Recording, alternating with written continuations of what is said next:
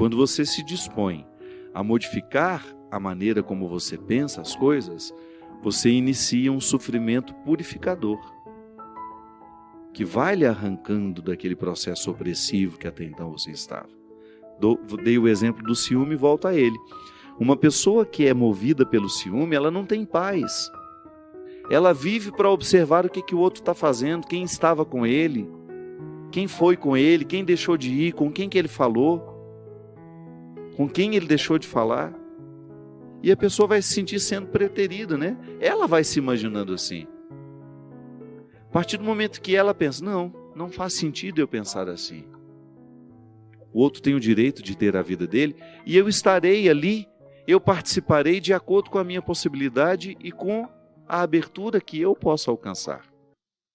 Aí, naturalmente, você começa a pensar diferente o outro e você. Agora, quando eu percebo que o meu pensamento é capaz de me libertar das minhas angústias, você ganha um grande aliado, que é a reflexão.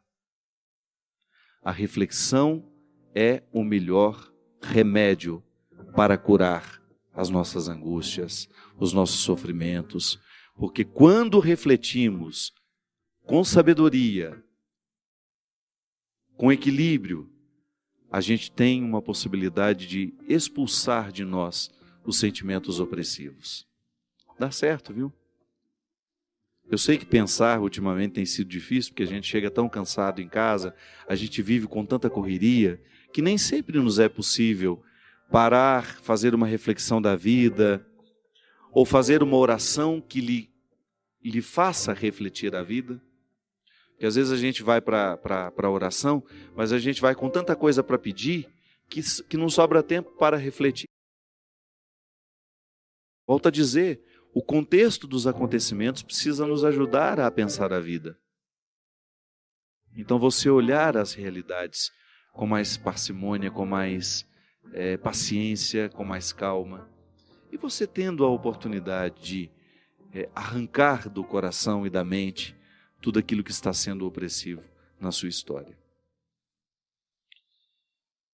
Eu, particularmente, penso que quanto mais a gente traz a reflexão para a nossa vida, mais a gente vai ficando libertado. Jesus dizia isso, né? Conheceis a verdade e a verdade vos libertará. Qual é essa verdade? Como é que nós chegamos ao conhecimento da verdade? Mergulhando em nós mesmos. Se você quiser conhecer a verdade, você tem que mergulhar em si mesmo. É aqui dentro que tudo está revelado. Quando eu começo a ter o conhecimento do meu funcionamento, eu deixo de ser alheio a mim mesmo. Aí eu começo a lidar melhor comigo. É interessante, minha gente. Também muitos dos nossos sofrimentos nascem e são mantidos porque a gente não sabe lidar muito bem com a gente. Passamos, às vezes, uma vida inteira, né? Sem se aventurar. A gente passa a vida sem se aventurar na experiência do autoconhecimento. A gente vive para fora demais. A gente vive o tempo todo para fora, para fora, para fora. Isso vai nos tornando pessoas fúteis, sem consistência. E é tão triste isso, quando você percebe que está lhe faltando consistência. Que quando nos falta consistência, a gente não para em pé. Do ponto de vista humano. Jesus deu conta de viver o Getsêmani dele, apesar do sofrimento, apesar de ter achado difícil, a Sagrada Escritura nos diz isso, ele deu conta por causa da consistência humana que ele alcançou ao longo da vida. Jesus não brincou de ser gente. Ele levou a sério a possibilidade de ser o filho de Maria, de ser o filho de José.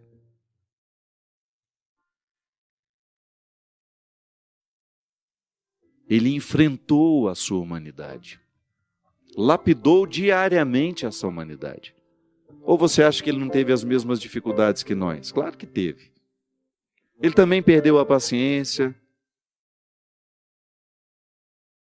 Ele também experimentou a intolerância nele, claro.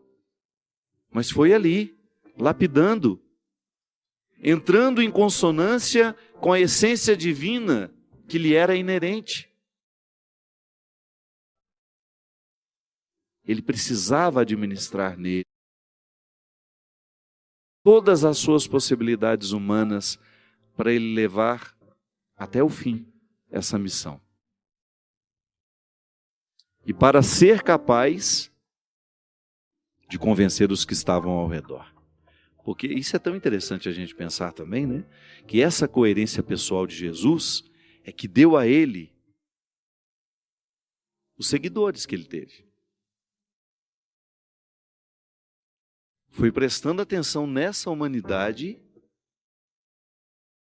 tão atraente que as pessoas começaram a seguir Jesus.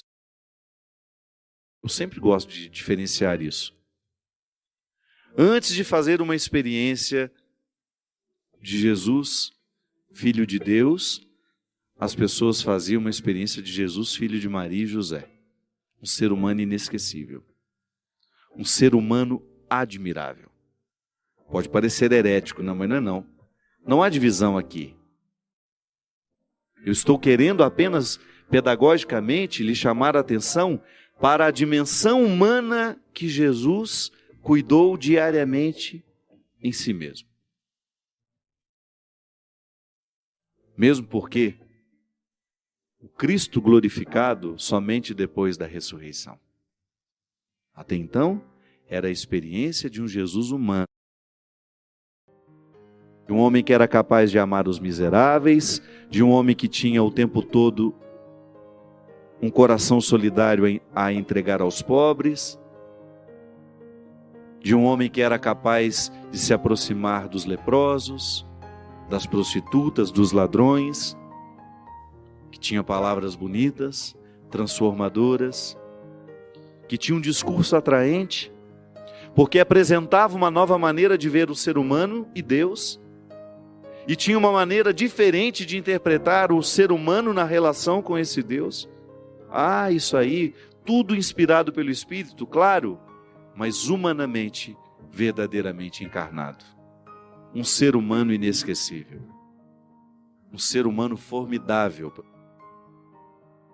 Um ser humano com coragem, um ser humano com determinação, que fez da sua oportunidade humana uma experiência divina. Porque eu vivo aqui o mesmo desafio. Eu também tenho a filiação divina. Claro, diferente de Jesus, mas eu estou mergulhado pelo meu batismo nele, você também está. Então nós temos a oportunidade de viver também esse aprimoramento humano, claro, com mais esforço, porque eu sou pecador, você também, mas nós somos auxiliados pela graça divina. O Cristo glorioso está manifestado em mim, concedendo-me diariamente coragem e força, graças, para que eu tenha condições de vencer o pecado que me habita, que me puxa, que me arrasta.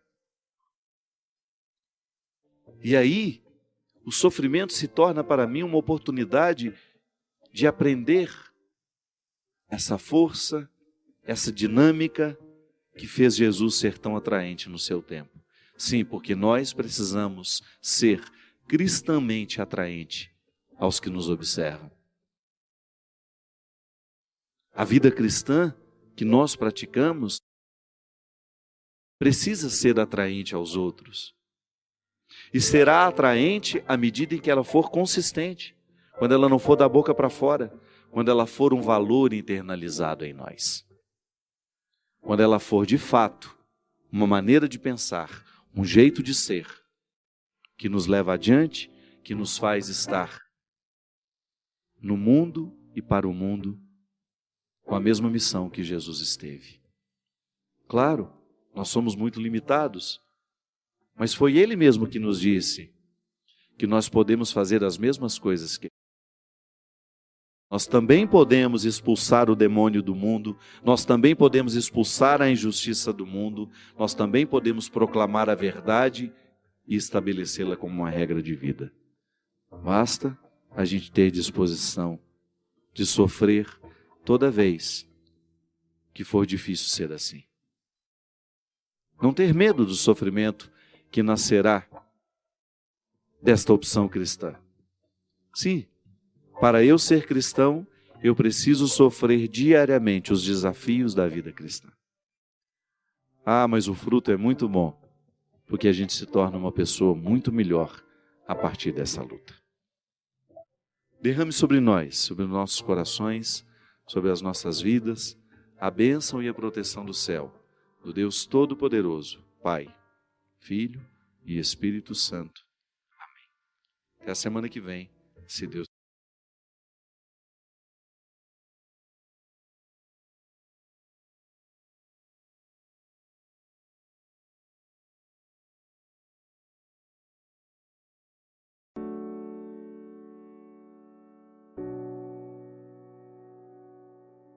Mas nós também não podemos esquecer as necessidades espirituais.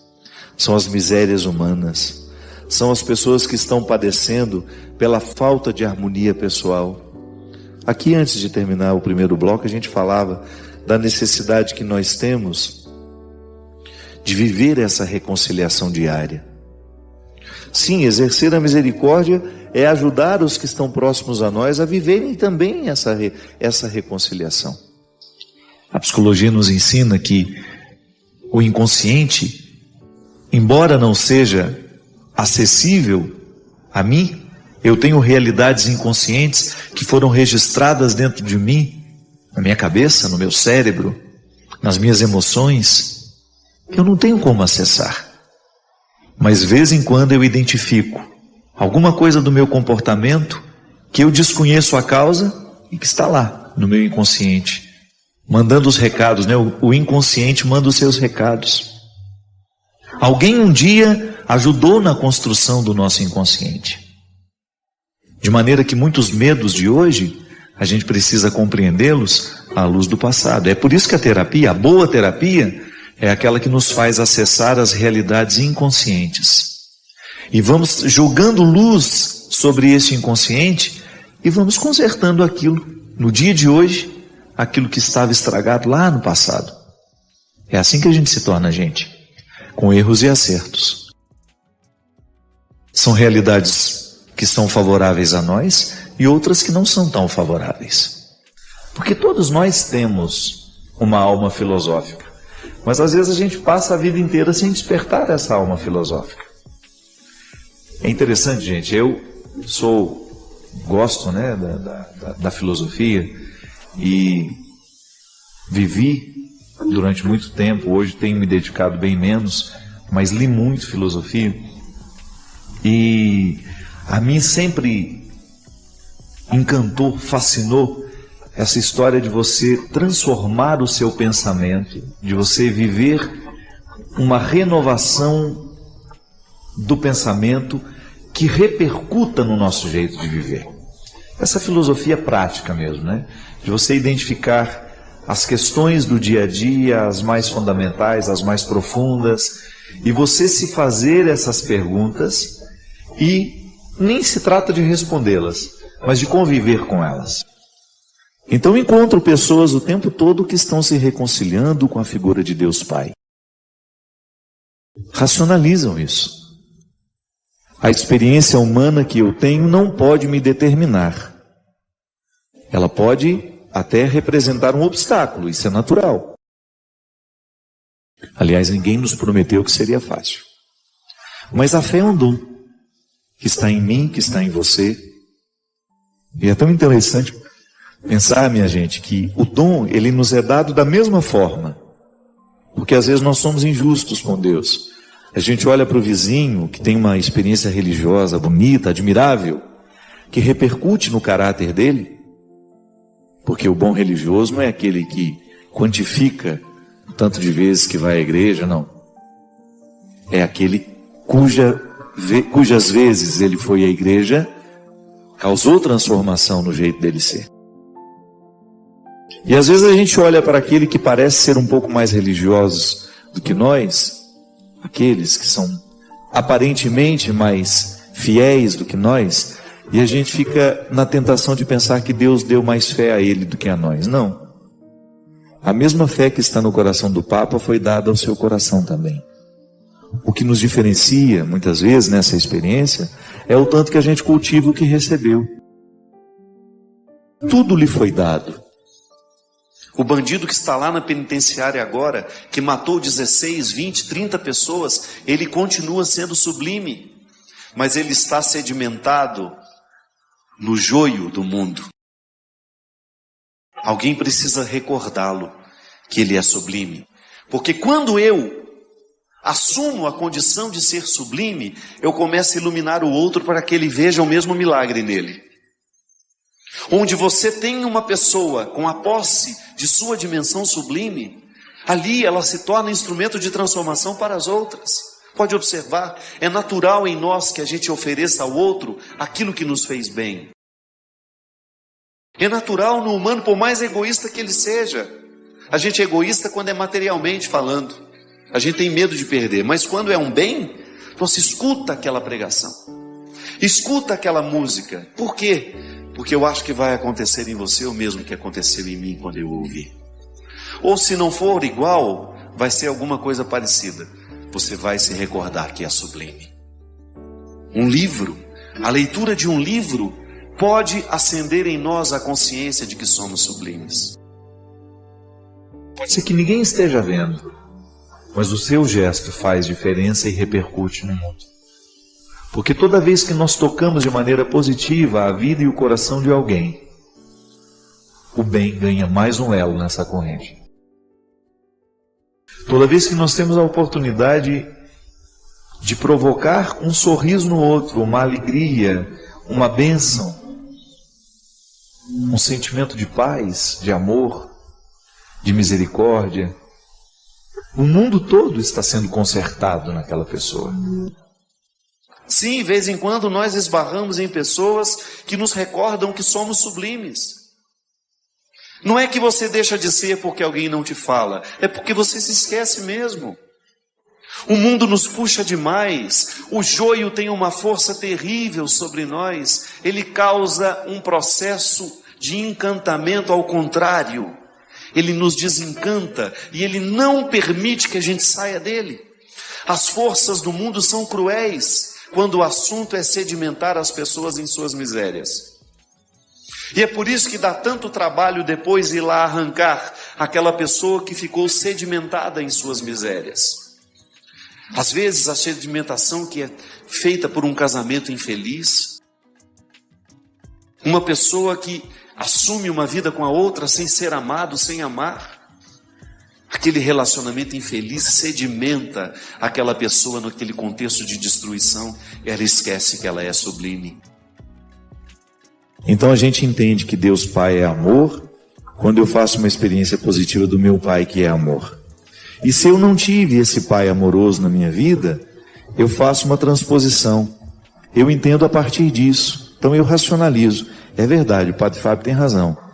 Muitas vezes as minhas dificuldades com Deus não são com Deus, são com meu Pai. E como eu chamo de Deus de Pai, eu transfiro automaticamente as dificuldades que eu tenho com meu Pai para Deus. É uma terapia, né? Tomar consciência disso é terapêutico, porque te liberta. Jesus já dizia isso. Conhecereis a verdade e a verdade vos libertará. Eu quero falar com você, sozinho, sozinha, como se você estivesse comigo. Só nós dois aqui. E eu pudesse escutar de você. Quantas vezes você duvidou de você? Quantas vezes você se interpretou muito pior do que você é? Quantas vezes você trocou o que Deus sabe sobre você por aquilo que os outros acham? Quantas vezes você desconsiderou a sua luta, a sua batalha, porque você achou o resultado do outro melhor que o seu? Quantas vezes você foi injusto com você, porque você considerou o que você não tinha, esqueceu aquilo tudo que estava à sua disposição? Quantas vezes você desistiu? Quantas vezes você não ficou até o fim? Quantas vezes você cruzou a linha de chegada em último lugar e ninguém estava lá para lhe esperar? Quantas vezes você não foi festejado? Quantas vezes você não provocou alegria porque acabou de... Com você que hoje, no dia de Todos os Santos, eu quero conversar com isso. Porque a mim ocorre diariamente essa certeza. O meu trabalho, a minha vida, com pessoas melhores do que eu, as minhas fragilidades ficariam disfarçadas. Com o tempo eu descobri que não. Eu não tenho que procurar disfarçar as minhas fragilidades. Eu só tenho que cuidar delas. E eu quero estar com quem queira a mesma coisa. Não quero as pessoas perfeitas, porque elas não existem. Eu quero as pessoas reais. E eu quero estar com elas, porque estando com elas eu me sinto mais verdadeiro. Por isso eu quero estar com você. E quero que você acredite da mesma forma como eu pude acreditar. Se o processo religioso lhe jogou fora, se em algum momento da sua vida uma autoridade religiosa, um discurso religioso colocou uma oposição entre você e Deus, ouse retirar esse obstáculo. A vida de santidade é para você, sim. E vida de santidade é cultivo diário, é luta constante, de nunca permitir que o pior prevaleça. Que os detalhes da sua personalidade, que não são muito iluminados, que não são bonitos, que eles aos poucos percam a força, que você lide melhor com você. Que você não se sinta excluído, que você não se sinta fora. Que a sua coragem seja infinitamente superior àqueles que lhe desanimam. Bem-aventurados os puros de coração, porque só eles verão a Deus. Eu sou líder religioso e posso dizer que a pureza de coração não é um privilégio de religiosos. Pelo contrário. Às vezes é o lugar onde a gente menos encontra pureza de coração dos meios religiosos. Portanto, não tenha medo. Não se sinta excluído. Sabe aquelas baladas chiques que a gente gostaria muito de ter um nome lá para a gente poder entrar? Pois é. Na lista do reino dos céus o seu nome está. Ninguém vai retirar. Na lista que nos dá acesso a Deus, o seu nome está inscrito definitivamente. E se alguém na portaria ousar dizer que você não foi convidado, não acredite. Não há nada que você tenha feito ou que você possa fazer que modifique a decisão de Deus de estar em você, de florescer em você, por você, através de você. Não há nada, absolutamente nada, que modifique essa decisão. É com você que eu quis falar. Você que tem dificuldade de acreditar que Deus ama você. Por aquilo que você fez. Ou por aquilo que você deixou de fazer. Eu tenho certeza. E a minha fé me faz pensar isso o tempo todo. A Adélia Prado tem razão. Quando num poema em que ela tenta fazer uma descrição de Deus, ela diz que Deus tem a pele vincada de tanto sorrir para ela. É assim. Que Deus lhe ajude nas suas lutas, que Deus lhe fortaleça nas suas batalhas, que Deus lhe conceda a graça de nunca se prender, de nunca se prender aos olhares que lhe desprezam. de nunca ficar, de nunca permitir que a última palavra seja daquele que lhe condena. Que você desafie a ouvir a voz que lá no íntimo, que quando não está sob os obstáculos dos que gritam ao nosso redor, nos garante, nos dá a certeza de que o nosso lugar na lista continua. O banquete está posto e você será eternamente convidado. Chegue quando quiser. Venha quando quiser.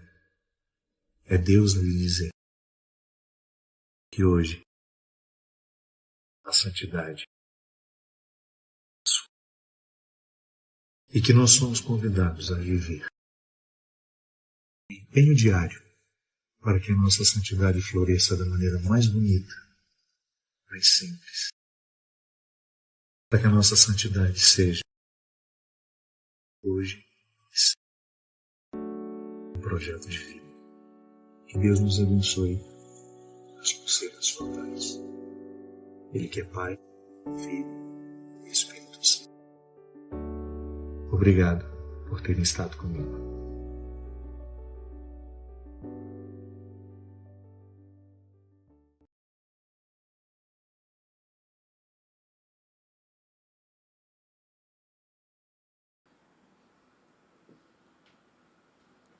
Se você ficou até aqui, se você parou o seu dia para escutar, isso já te diferencia da maioria. Curta, comente de onde você está ouvindo e dá uma olhadinha nos links da descrição. Com certeza você vai encontrar aí mais conteúdo que continua essa conversa com você. Valeu, um grande abraço e até o próximo vídeo. Tchau, tchau.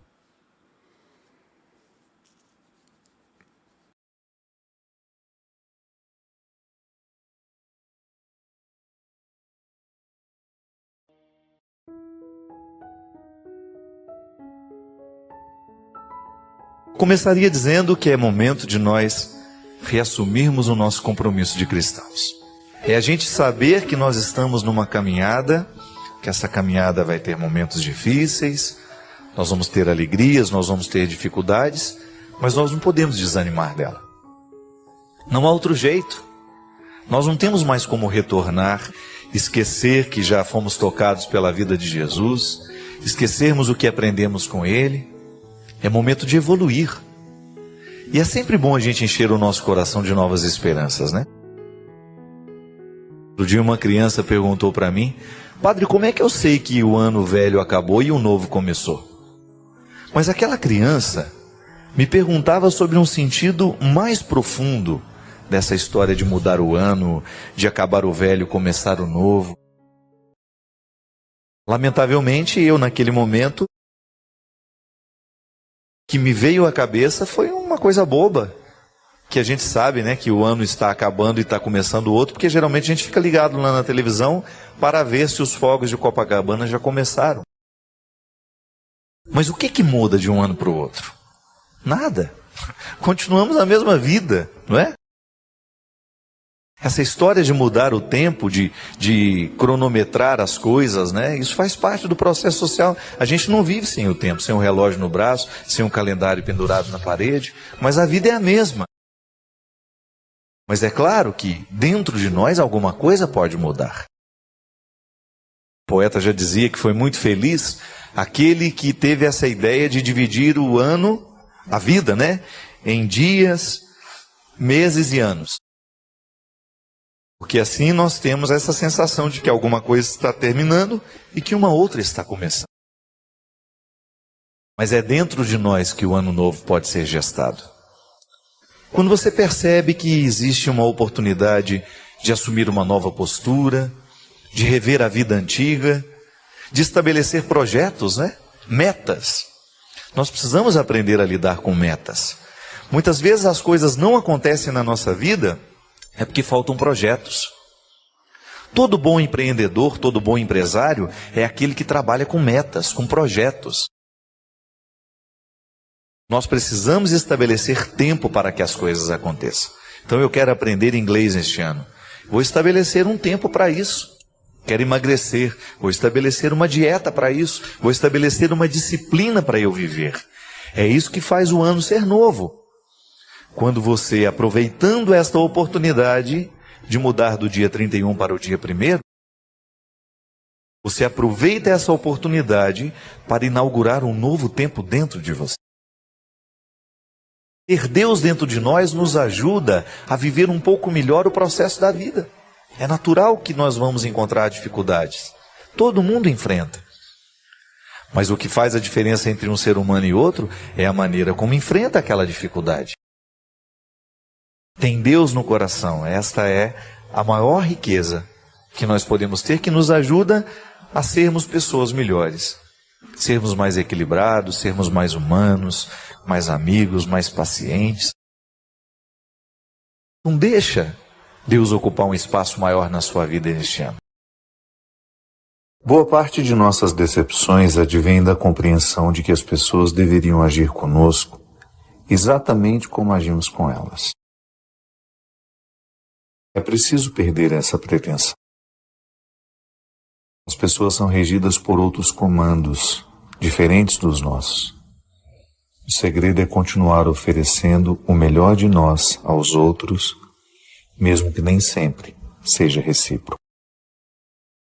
Eu sei que esse é um lugar comum, você já deve ter pensado muito sobre isso, mas de vez em quando é bom a gente iluminar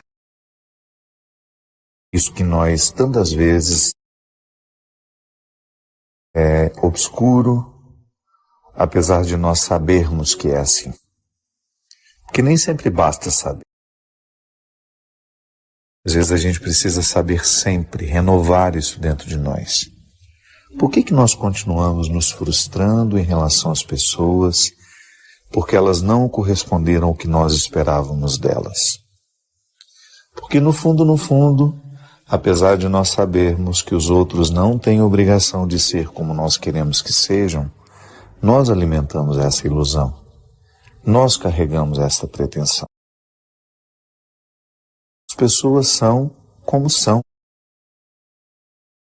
De vez em quando vão acertar muito com a gente, de vez em quando vão errar, da mesma forma como nós também acertamos e erramos com os outros. O que nós podemos fazer é minimizar dentro de nós essas expectativas. Está conhecendo alguém? Faça de tudo para não romantizar essa pessoa. Faça de tudo, faça o esforço para não depositar sobre ela expectativas que dizem muito mais respeito a você do que a ela. Tenha a simplicidade, a honestidade de olhar para você, de olhar para os outros, com o filtro da realidade. As pessoas são boas, as pessoas são más, as pessoas acertam, as pessoas erram, da mesma forma como você e eu também somos bons, somos maus, acertamos e erramos. É preciso ter simplicidade na maneira como nós olhamos. Retirar ao máximo as expectativas que nós temos para que os nossos encontros sejam frutuosos, sejam mais reais. Porque os outros definitivamente não têm obrigação de ser como nós gostaríamos. Eu tenho muito problema com rejeição. Eu tenho uma imensa necessidade de agradar as pessoas, inclusive aquelas pessoas que me desprezam. Qual é a razão disso? É engraçado porque às vezes quando a gente identifica isso em nós mesmos, né? Você sente que você está querendo agradar demais, isso na verdade uma insegurança que às vezes afasta o outro ainda mais, né? Parece que quando você quer ser simpático demais, quando você quer ser muito presente na vida do outro, às vezes o exagero do ser, né? A melhor forma de controlar isso é primeiro você perceber que existe uma medida para você ser na vida do outro. Então você primeiro buscar a satisfação de ser quem você é. Agradar o outro é uma consequência, né? E você ser na vida do outro dentro de uma medida que não seja nem de menos nem de mais, né? Não sei se você conhece aquele texto do Mário Quintana, Quindim na Portaria. Dizem que ele gostava muito de quindim. E ele tinha uma senhora que era apaixonada pela obra dele. Só que ela nunca quis conhecê-lo. Ela era vizinha dele, mas ela preservava muito a intimidade do Mário Quintana. Ela o via de longe, sabia que ele era o grande poeta, que ela lia, que ela... Então o que ela fazia? Ela descobriu esse gosto dele e ela começou a deixar quindins na portaria. E no primeiro que ela deixou, ela escreveu: deixo quindins, mas para não pesar com a minha presença. Olha. Não quero pesar com a minha presença. E eu acho interessante isso, né? Quando a pessoa descobre que existe uma satisfação pessoal de eu gosto do outro, mas ao mesmo tempo eu não quero pesá-lo com a minha presença, não quero ser exagerado na vida do outro. E às vezes, na insegurança, eu não tenho ainda segurança de quem eu sou, eu vou no encontro, né? Eu vou para o encontro carregando demais nas cores, e tudo isso acaba sendo um motivo que afasta ao invés de aproximar, né? É o dom da leveza, né? Você percebe como a pessoa é carinhosa porque ela é leve, ela não cobra coisas, ela te compreende do jeito que você é, né? É tão legal isso que tem gente, né, padre, que tem essa coisa assim de jogar em você felicidade, no sentido assim, se você não fizer o que ela imagina que você deveria fazer, parece que a culpa do problema dela é seu, e não é. Quer dizer, cada um, a culpa não é minha, né? Você quer atribuir um fracasso, um sucesso a uma outra pessoa, justamente, né? E não é justo isso, né? Não é justo. E, sobretudo, quando você percebe que você projetou demais, né? O que você esperava do outro. Isso também é extremamente desastroso, né? Eu gosto muito de uma coisa que é muito aristotélico isso, mas que é o conceito da inutilidade da amizade, né? A amizade é linda porque é inútil. Não no sentido feio da palavra inútil, mas assim, são pessoas que são plenas, né, com todas as imperfeições, e elas optam por fazer parte uma da vida da outra, né? Um ajuda o outro porque, não por uma utilidade. Quando eu sou amigo de alguém por utilidade, eu não sou amigo de alguém. Eu sou seu amigo porque você pode me ajudar com isso, assim, assim. Sou seu amigo porque você tem uma faculdade e eu quero arrumar um emprego. Eu sou seu amigo porque você é dono de uma empresa e pode não sei o quê. Eu sou seu amigo porque você tem um barco e eu gosto de andar de barco, né? Então, eu não sou seu amigo. Eu sou seu amigo porque eu sou seu amigo. As coisas que você me proporciona, né? Muitas vezes, né? A pessoa fica interessada no que o outro proporciona. Às vezes porque você tem um certo reconhecimento, as pessoas querem estar do seu lado, né? E aí é triste, padre, porque nos momentos, às vezes, que você mais fica sozinho, isolado. Hoje eu vi uma coisa que eu vou dizer aqui. Eu tenho profunda admiração pelo padre Júlio Lancelotti, o senhor também tem, né? E padre Júlio, assim, eu aprendi a admirar cada vez mais por vê-lo cuidar de moradores de rua. E assim, e aí eu vejo que os moradores de rua conhecem pelo nome, tomam a bênção dele, então é sinal que ele fica lá, que ele fica com eles, que ele cuida. Não é marketing, Aí né? o padre Júlio falou assim: olha, Chalita, eu aprendi a amar o padre Fábio, porque assim, nos momentos mais difíceis da minha vida, quando as pessoas me julgaram de uma forma precipitada, quando as pessoas não me compreenderam, né? Eu via o programa dele e eu olhava assim, eu sentia que Deus falava pro meu coração por meio dele, pela vida sacerdotal dele, e eu ficava mais sacerdote, mais padre, né? Isso é tão bonito, né? E a forma carinhosa como o senhor tratava. Vou jogar confete no senhor, assim, mas uma das coisas que eu acho mais bonito na sua forma de falar da palavra de Deus é quando você fala daquela mulher pecadora que sabia que ia morrer, que estava condenada, e que Jesus, daquela forma magnífica, olhou profundamente nos olhos dela, né? Não desafia a lei, não fala nada, só dá um detalhe de amor, né? Quem não tem pecado atire a primeira pedra. Isso é lindo. A vida todos os dias nos oferece motivo para uma sessão de perdão. Aliás, eu fico impressionado de ver o tanto que a terapia trabalha a dimensão do perdão. O processo terapêutico, quando ele é feito com seriedade, o bom terapeuta, ele sempre conduz a pessoa a um contexto de perdão.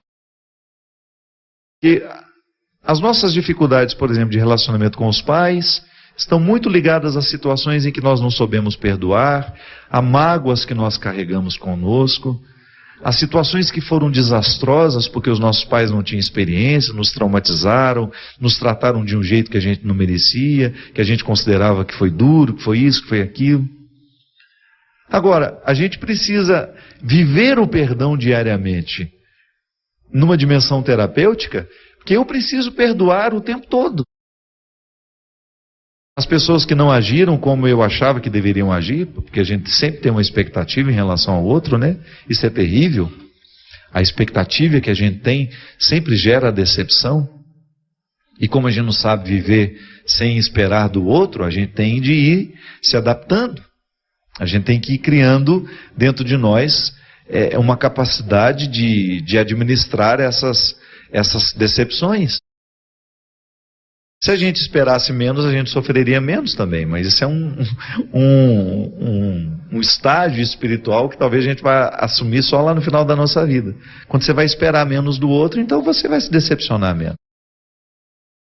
Eu preciso me perdoar diariamente por aquilo que eu não consegui fazer, por aquilo que eu não consegui ser, por ter esperado demais de mim ou por não ter esperado nada. Quando eu me acomodei, quando eu não fui suficientemente responsável para me convocar diariamente para ser um homem de bem, que às vezes a gente vai se perdendo no caminho assim, quando a gente deixa de se convocar, quando a gente deixa de se chamar. E às vezes a gente acha que é o outro que nos chama, é o outro que nos convoca. Cuidado. Primeira convocação somos nós que nos fazemos. A vocação, essa palavra, vocare, né? Eu escuto a voz de Deus me chamando como padre. Eu acredito nessa mística. Deus me chamou, Deus me recrutou para ser padre. Tá bom, essa mística é a primeira de todas. Mas aí eu começo a viver o chamado diário que eu preciso me fazer a partir do chamado que eu recebi. Se eu não me chamo, se eu não me convoco diariamente a partir de uma missão que eu assumi, minha gente, é bem provável que eu me desprenda dos meus objetivos, é bem provável que eu vá me distanciando de mim mesmo, e aí eu vou entrando num contexto de irrealização. A mãe, por exemplo, não basta ter parido o filho. Você precisa se convocar diariamente na sua função de mãe. Para exercer o seu papel de mãe, de mulher, na vida daquele filho. Só que você, no seu papel de mãe, você erra. E se você não se perdoa, o perdão nosso de cada dia é igual ao pão. Se você não se perdoa diariamente, ritualmente, antes de dormir, eu volto a dizer, aquela necessidade que a gente tem de fazer, de você recrutar dentro de você tudo aquilo que foi vivido, onde você que deixou de se convocar, onde que você abriu mão de fazer a coisa certa, e se você não se perdoa, no outro dia você pode acordar e viver acostumando-se com aquilo que você deixou de perdoar e que acabou se sedimentando como um defeito. Uma coisa é um erro. Mas se você vai repetindo o erro todos os dias, você vai sedimentando esses erros na sua alma e isso vira defeito. Pode observar. Os nossos defeitos são os erros sedimentados. São os erros que não foram corrigidos, são os erros que não foram perdoados, são os erros que não foram acertados numa íntima conversa. Aí, se não houve este perdão diário, o perdão nosso de cada dia, que nós concedemos ao outro, mas que concedemos sobretudo a nós mesmos, naquele tete-a-tete, né, que a gente precisa fazer diariamente, eu vou perder a energia para enfrentar o outro dia. É assim, minha gente, não existe milagre. É processual. Toda mudança humana, todo processo de transformação passa pelas etapas. Eu não fico defeituoso da noite para o dia. Eu fico defeituoso à medida em que eu não sou capaz de perceber os meus erros, em que eu vou me acostumando com os erros. Então hoje eu sou grosseiro com o Christian, ele não me fala nada, eu não me acuso, não me percebo grosseiro com ele. Amanhã sou de novo, e daqui a pouco eu estou sendo mais arrogante ainda, porque eu me sinto melhor que ele.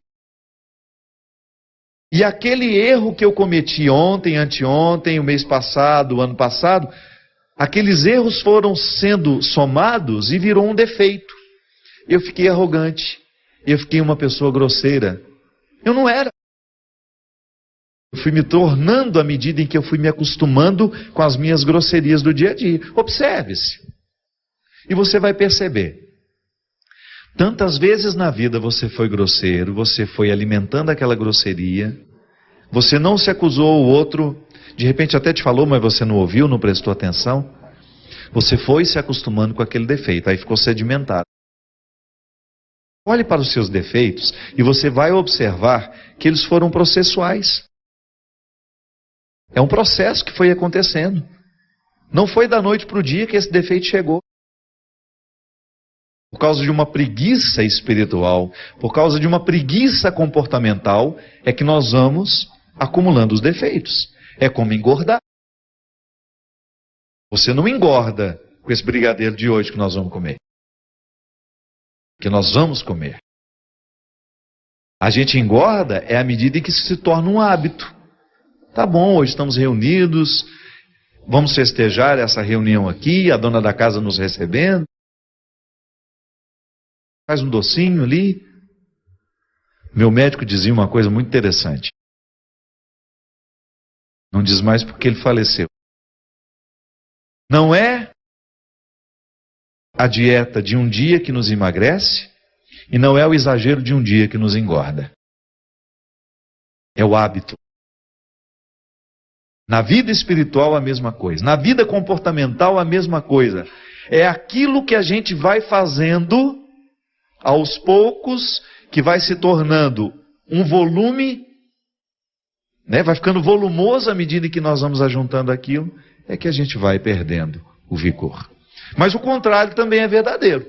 Se eu não deixo passar a grosseria, e eu peço perdão ao Christian, pela minha grosseria, pela minha indelicadeza, e depois, antes de dormir, peço perdão também a mim, por não ter sido capaz de ser gentil com o Christian, e me renovo, e não vou me sentir culpado, mas vou me sentir arrependido, para no outro dia eu começar o meu dia, iluminado pelo erro cometido ontem, e ao mesmo tempo consciente que eu não tenho o direito de fazer de novo, aí sim eu estou falando de um processo humano responsável, saudável e honesto. É o que a gente precisa. Não desanime. Preste atenção em tudo aquilo que está sedimentado como defeito, e não se acostume com isso. Trabalhe sim com a possibilidade de revirar esses defeitos, de ir eliminando aos poucos a partir do cultivo de virtudes. É assim que Deus vence em nós. O grande objetivo do diabo é que a gente se acostume com os defeitos que tem. Mas Deus nos motiva diariamente a transformar tudo isso em virtude. É o que eu lhe desejo. Que a bênção do Deus Todo-Poderoso desça sobre nós e nos livre da comodidade que os defeitos nos trazem e nos motive sempre mais a andar no duro caminho das virtudes. Ele que é Pai, Filho e Espírito Santo. Amém. Até a semana que vem, se Deus quiser.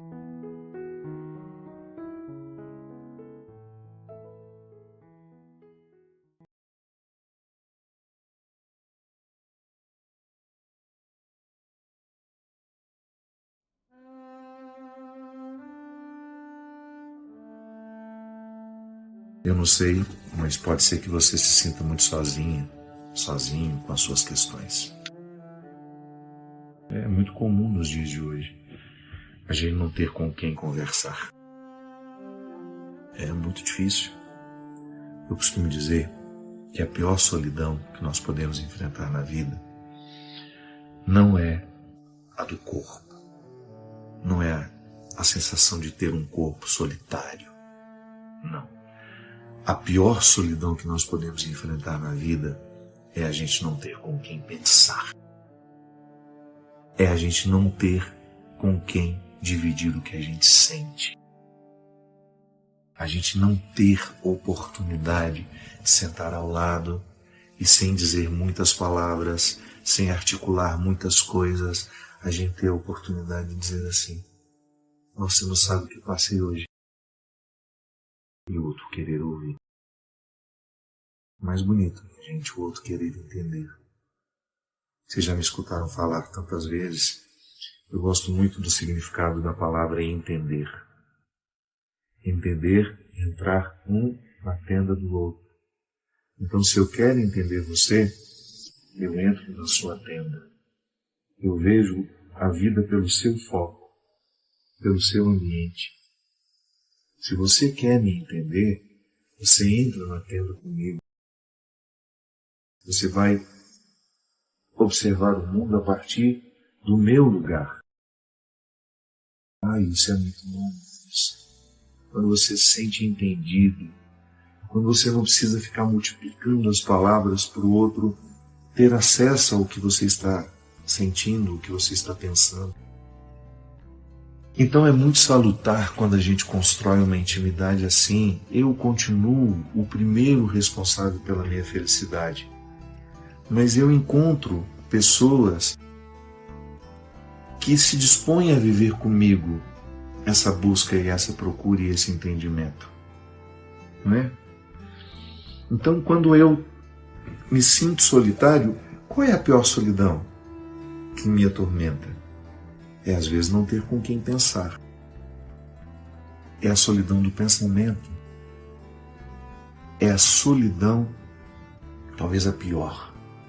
Quando você se casou com um homem, com uma mulher, e você dorme na mesma cama a vida inteira e você sente que não dá nem para pensar alto, que seu mundo não interessa ao outro, o mundo do outro não lhe interessa, os seus sentimentos não interessam a ninguém. Aquela casa cheia de gente e você tão solitário com a sua dor, e você tão sozinho com as suas mágoas, com os seus sentimentos, e ninguém ali disposto de alguma forma aproximar. Tá bom. Quando nos falta isso, criemos os caminhos para que a gente tenha condições de chegar pelo menos a um pequeno entendimento que nos faça suportar o momento. Por isso que eu estou dizendo, pode ser que você experimente a pior de todas as solidões.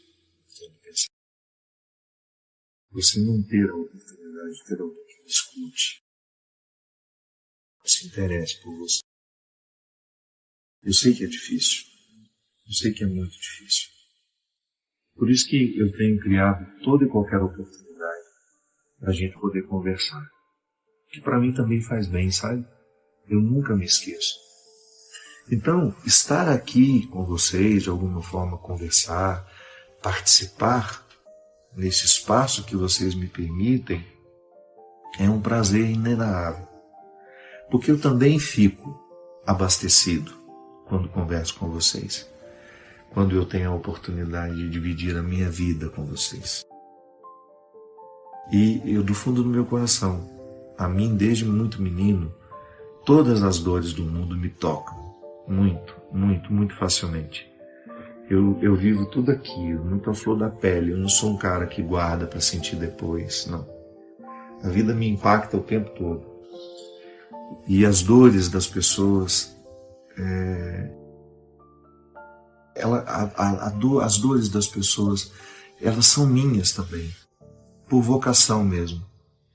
É impossível a gente ser padre e ficar indiferente ao que as pessoas sofrem. Então, como padre, eu sei do meu papel. E eu sei que o que às vezes você precisa é de alguém que lhe escute, ou que alguém que fale com você. E a minha participação só é válida na sua vida se for para lhe despertar, para lhe acordar. Primeiramente, para você ter a consciência de que você é o primeiro responsável pela sua felicidade. Você é a primeira responsável pela sua felicidade. Se por acaso precisar de mim, quero estar sempre aqui. Sim. Um compromisso de nunca permitir que as minhas redes sociais, que o meu lugar de encontro com vocês, possa ser um obstáculo à felicidade, à realização humana.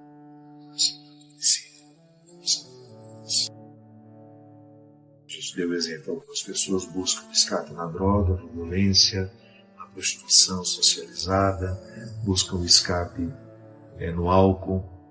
E a gente estava dizendo que a gente tem 1000 escapes maravilhosos. A gente se embriaga de amigos, a gente se embriaga de boa literatura, a gente se embriaga de música, porque é isso que a gente precisa fazer.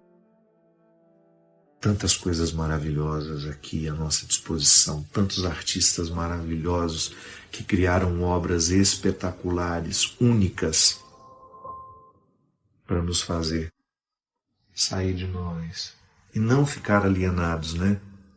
Que às vezes a gente tem a impressão de que o sair de nós é para ficar lá eternamente. Não, é igual a subida ao Monte Tabor, que os discípulos tiveram a tentação de dizer: Senhor, vamos armar para nós aqui algumas tendas. Nós armamos algumas na intenção dos nossos profetas, dos nossos ancestrais, e a gente fica aqui o resto da vida, a gente nunca mais desce para a planície. E Jesus disse: não. A gente sobe, é para refazer o espírito, e depois a gente desce para conviver melhor com aqueles que precisam de nós. Meus queridos, que Deus abençoe a nossa vida, o nosso coração. Se você acha que esse conteúdo foi importante para você e pode ser para alguém, e você recomenda. Que Deus abençoe muito vocês.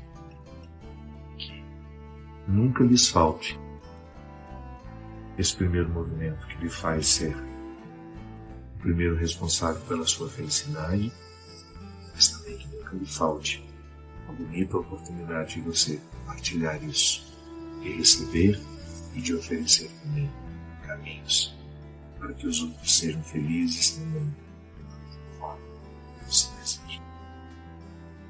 Deus para a sua vida, sobre o seu coração, a bênção do céu.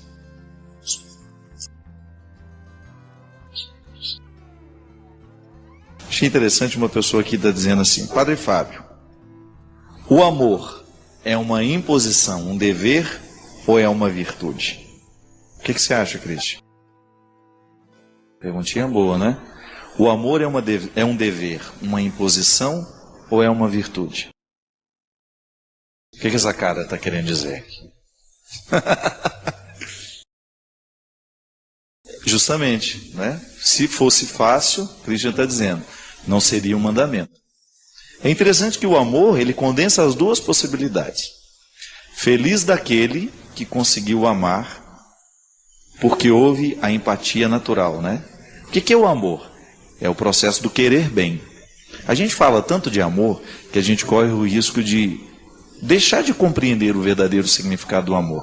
Amar é querer bem. Quando você diz ao outro, eu te amo, tanto é que eu, quando era criança, eu só achava que podia dizer eu te amo o homem para a mulher. Não é assim? A gente não tinha isso no passado? Era uma expressão típica de quem estava apaixonado. De um amor que erótico, poderia dizer, né? Ou apaixonado. Eu me lembro que a primeira vez que a gente começou a ouvir isso, pai dizer para o filho, o amigo dizer para o outro, Nossa Senhora, a gente tinha medo dessa expressão. Dizer eu te amo, quando eu tenho a coragem de dizer isso, significa que eu lhe quero bem. Querer o bem pode ser um dom, mas é também uma imposição. A partir do momento que eu vivo a dinâmica do cristianismo dentro de mim, eu tenho, por obrigação, querer bem a todos. Gente, aí vem uma distinção muito sutil, que pode ser perigosa, se a gente não compreende bem. Querer bem é você estar sempre favorável à felicidade do outro. Eu não vou fazer absolutamente nada para prejudicar a sua felicidade. Eu não vou fazer absolutamente nada para atrapalhar a sua vida, e eu estarei sempre comprometido com o seu bem.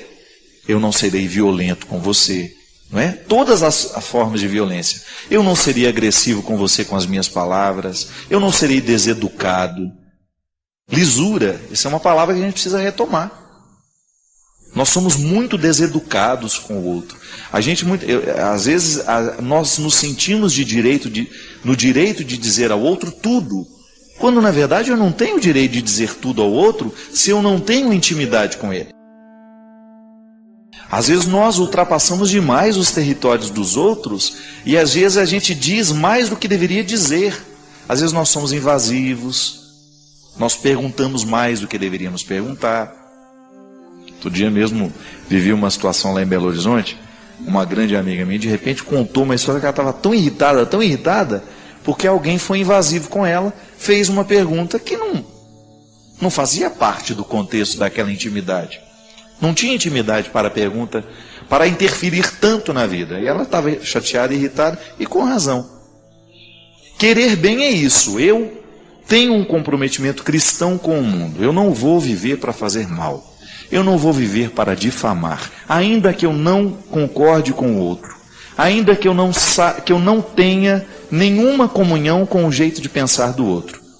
Eu posso tratar as diferenças, mas vou respeitar. Não preciso ficar atacando, não preciso ser grosseiro, não preciso usar palavras que vão menosprezar, que vão humilhar. Não há necessidade disso. Eu posso não concordar com o outro, mas eu vou ter a lisura de não concordar com elegância. Isso faz parte da vida. É berço. A gente aprende, ou então a gente depois vai correr atrás para ter. A gente falar menos, né? A gente não ser tão repetitivo, a gente não ser tão espalhafatoso nas nossas comunicações. Você ter aquele limite de você saber até que ponto você pode dar palpite na vida do outro. Mas você quer bem. Mas não significa que você tem que estabelecer vínculos de proximidade, porque você vai ter o seu grupo de amizade, você vai ter o seu grupo de proximidade. Isso é direito seu. E só vai fazer parte da sua intimidade, só vai entrar na sua casa, só vai fazer parte do seu mundo aqueles com quem você estabeleceu um vínculo de confiança, de segurança, não é assim? De fidelidade. Ninguém fica amigo da noite para o dia. É construção, amizade é construção. Agora, o amor, ele será sempre uma regra para todo e qualquer relacionamento que quer ser cristão. Eu perdi aqui a pessoa que falou, era não sei o que, o sobrenome Faria. E eu lembro que ela estava dizendo assim, padre, como é que eu posso... Ela, pelo jeito, estava vivendo um conflito, que o Twitter é muito complicado, né? Às vezes a pessoa quer conselhos aqui. Não, é muito mais interessante isso, propor uma reflexão. Porque em 140 caracteres, a gente não tem como tratar questões, às vezes, tão sérias que as pessoas apresentam aqui, e mesmo porque Twitter não é MSN, né? Para a gente ficar... É muita gente falando ao mesmo tempo. Então é um lugar que a gente pode até propor uma outra reflexão, mas é um lugar muito restrito de comunicação, senão essa comunicação mais leve que a gente faz no dia a dia, que eu acho absolutamente saudável, de aproximação. A gente se sente mais próximo das pessoas. Mas ela estava dizendo muito num contexto assim, padre, eu estou com dificuldade de retribuir amor a alguém que me trata muito bem. Aí ela perguntava, amor é virtude ou é uma imposição? Eu diria que será sempre uma imposição e, vez em quando, vai ser em nós uma experiência maravilhosa de gratuidade, de virtude, que nos realiza muito e que são situações que você vai encontrar pela vida e que você vai saber diferenciar quando é uma imposição, eu preciso amar porque eu preciso respeitar, eu não vou denegrir, eu não vou sujar o seu território, porque eu tenho respeito por você, eu cuido bem de quem é você, mas ao mesmo tempo também vivo na minha experiência essa possibilidade de ter sempre alguém que vai fazer parte da minha vida de uma maneira diferente.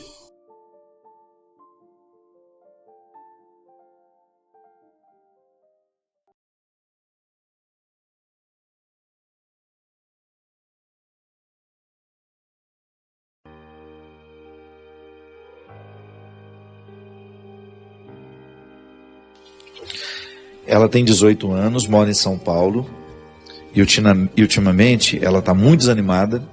Ela está dizendo que parece que nada dá certo para ela. E há 8 meses ela está com um problema de saúde, já emagreceu 9 quilos. Nenhum médico conseguiu acertar no tratamento dela. E o diálogo com o pai está cada vez mais difícil. Eles trabalham juntos e por mais que ela se esforce, o pai sempre acha que ela não faz nada direito. Em casa também não é fácil a convivência, pois aos finais de semana o pai bebe e só serve para ofendê-la. Padre, eu estou tão desanimado e sem esperanças. Participo das missas, me confessei recentemente, comungo, mas não me sinto completa, me sinto vazia. Minha filha, as nossas relações familiares, se elas não são passadas a limpo, nós vamos perdendo a oportunidade de melhorá-las. Eu sempre digo que toda vez que eu tenho uma dificuldade com o pai, com uma mãe, com um irmão, eu preciso oficializar a dificuldade que está acontecendo. Sabe, a melhor forma que tem é a gente sentar e criar um encontro em que a gente tenha condições de dizer. Porque às vezes nós não formalizamos a nossa insatisfação. Sabe, isso que você está dizendo para mim, você tem que dizer ao seu pai. De maneira caridosa, do jeito certo, formalizando: meu pai, a maneira como o senhor está me tratando, a maneira como nós estamos nos relacionando, não me faz bem.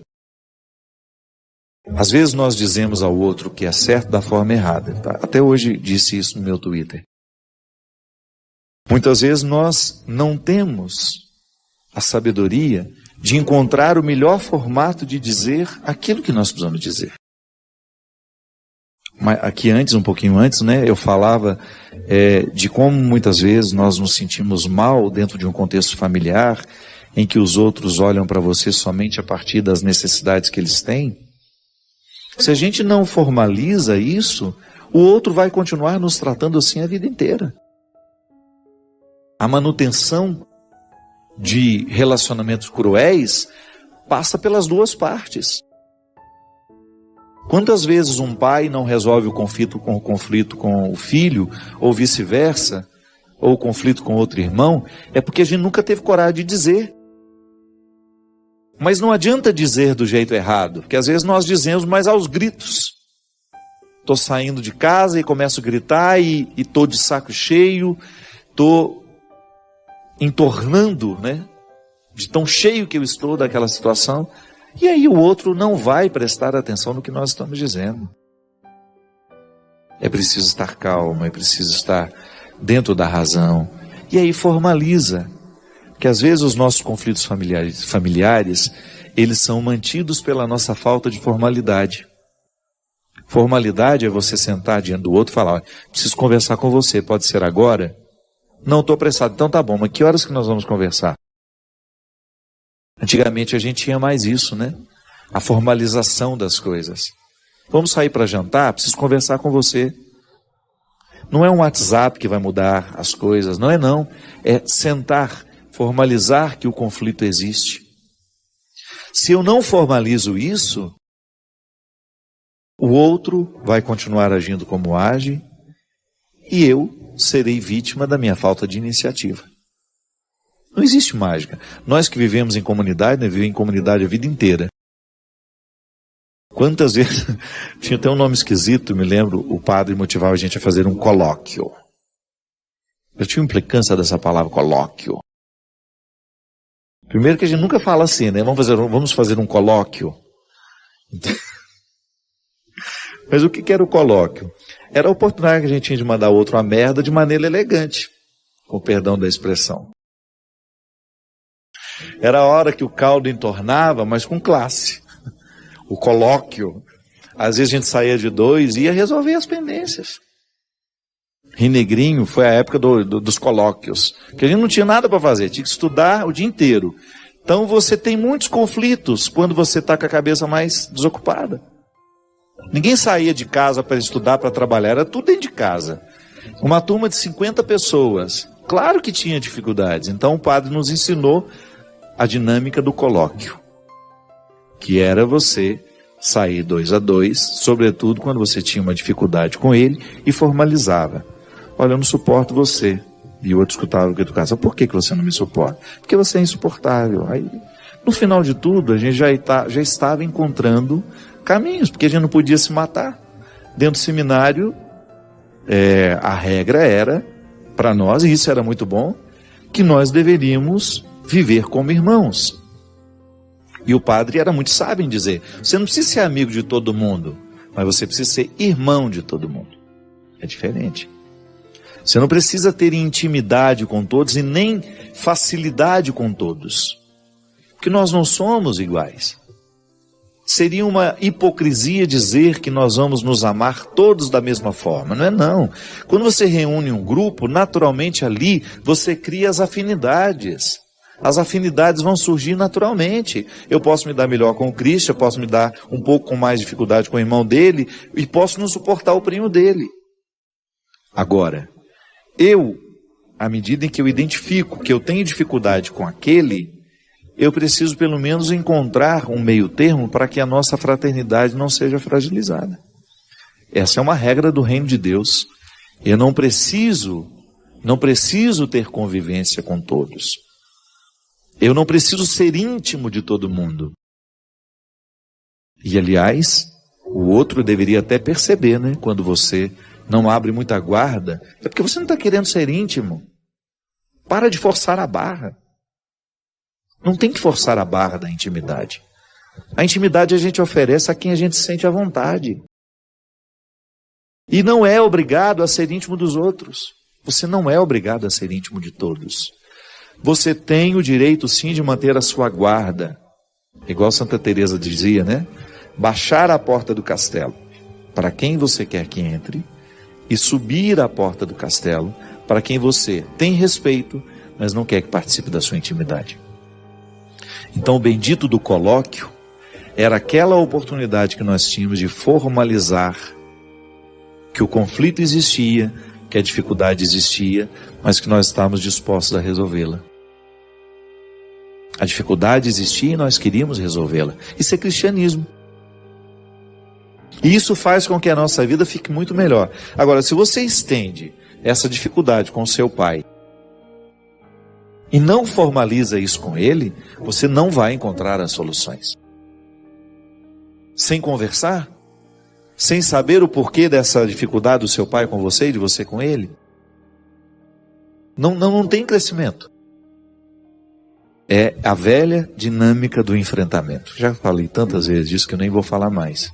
Mas eu, pessoalmente, se eu não formalizo a oportunidade de vencer os conflitos que eu tenho com os outros, vou explodir de uma forma totalmente equivocada, vou perder a caridade. Agora, também é que às vezes, sabe o que eu fico pensando? O outro nem sempre está disposto a perceber. Nem sempre o outro está disposto a colaborar. Porque tem gente que é arpurrinha a vida inteira, né? Aquela murrinha. Tem gente que tem vocação para ser murrinha. Reclama de tudo, o tempo todo ela foi prejudicada, o tempo todo ela acha que é isso. Não, eu não posso viver esse papel. Então, quando a gente formaliza, a gente estabelece o limite. E estabelecer o limite é muito positivo. Isso é sinal de respeito. Dizer ao outro, isso aqui é o lugar até onde você pode vir, isso é sinal de respeito por ele. Para ele também não ficar fazendo papel de trouxa. Para ele também sentir que ele tem uma dignidade que ele precisa cuidar. Minha gente, o tempo vai fazendo isso com a gente. Nós vamos permitindo esse aprendizado, ele é muito natural quando a maturidade vai chegando. Você se sente mais no direito de dizer o que lhe incomoda. Dentro das nossas casas isso é fundamental. Para que a gente seja família, para que a gente seja amigo, para que a gente seja marido e mulher, para que a gente seja irmão. Não há outra forma. Namorados. Se vocês não vão formalizando os conflitos que vocês têm, desistam do casamento. É melhor nem levar adiante essa bobagem. Se não existe a formalidade de dizer, de esclarecer os conflitos, não há preparo para casamento. O namoro é o tempo em que se ensaia a vida de casado. Então, se no tempo do namoro não se colocam os conflitos na mesa, não está havendo preparo nenhum para o casamento. Aliás, toda vez que a gente quer amadurecer na relação com o outro, é colocando os conflitos na mesa, é olhando nos olhos. Olha, eu não vou ser mais tratado dessa forma. Pode ser assim? Nós seremos claros uns com os outros agora. Fidelidade é assim, minha gente. Fidelidade não é outra coisa senão um pacto estabelecido a partir de uma formalização. Você sabe quando é que você começa a deixar de ser fiel. Então, se você não for honesto, no momento em que você deixa de ser fiel, você perde toda a razão diante do outro. Só assim a gente pode dar certo. Continua sendo difícil, mesmo quando formalizamos? Sim. Porque tem gente que tem mais dificuldade que a outra. Tem pessoas que têm muito mais dificuldade que outras. Mas sem a formalização dos nossos conflitos, das dificuldades que nós temos, não temos o direito de esperar melhoras. É isso. Que a gente tenha a coragem, a disposição de formalizar os conflitos para deles extrairmos um novo tempo para a gente viver mais felizes, mais realizados.